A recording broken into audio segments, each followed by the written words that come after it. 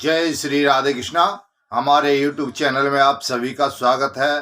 दोस्तों, आज हम आपको बताएंगे कि गर्भवती स्त्री को या उनके पति को किस प्रकार का स्वप्न आता है और यदि आपको यह लक्षण दिखाई देते हैं तो आपको पुत्र संतान की प्राप्ति 90% होगी। क्योंकि स्वप्न जब आते हैं सुबह 4 बजे से और 6 बजे के बीच में, तो वह सत्य होते हैं। जो भी सपना हम 4 से और 6 के बीच में देखते हैं तो वो है 90% सत्य होता है, चाहे हम किसी भी प्रकार का स्वप्न देखें।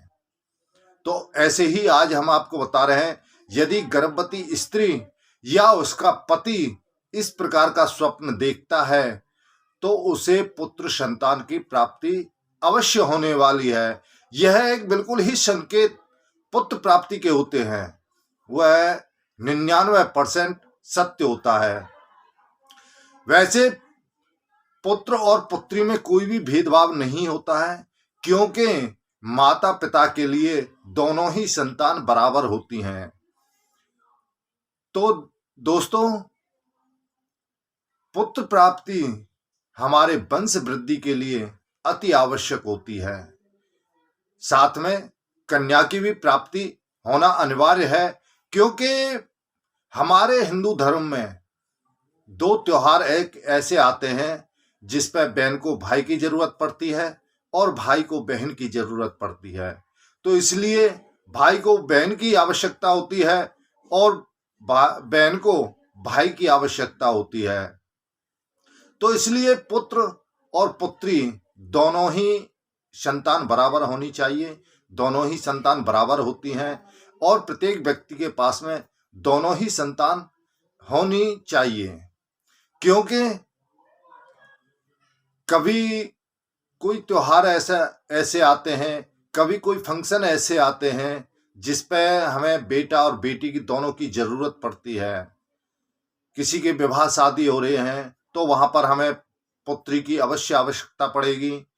और कहीं हम जा रहे हैं किसी के फंक्शन में या किसी के प्रोग्राम में, तो वहां भी पुत्रों की यानी पुत्र की आवश्यकता होती है। तो इसलिए व्यक्ति को दोनों की आवश्यकता होती है और दोनों ही जरूरी होते हैं।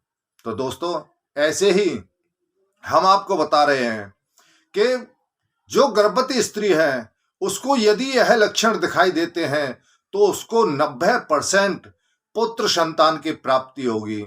क्योंकि पुत्र संतान की जब तक प्राप्ति नहीं होती है किसी भी व्यक्ति को, तो उनके पितरों का ऋण या स्त्री ऋण या किसी भी तरह का ऋण है वह उसके ऊपर रह जाता है। मात्र ऋण भी रह जाता है।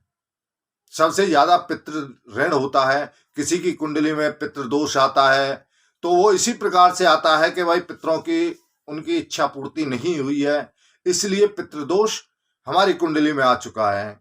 या हमारे पितृ ऋण है, वो है हमें पुत्र की प्राप्ति नहीं हो पाई है, तो पितरों का हमारे ऊपर यह कर्जा रह गया है, ऋण रह गया है। तो इसलिए पुत्र की भी आवश्यकता अवश्य होती है।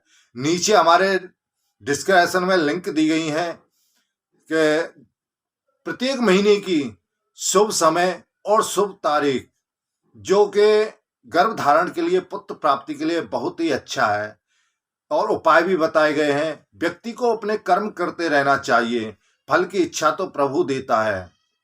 जैसे जैसे हम कर्म करेंगे तो उसी हिसाब से प्रभु हमको अवश्य ही फल प्राप्ति कराएंगे। यदि हम किसी भी कार्य के लिए कोई कर्म नहीं करेंगे तो उसका फल हमें कैसे मिल सकता है, कैसे हमें प्राप्त हो सकता है।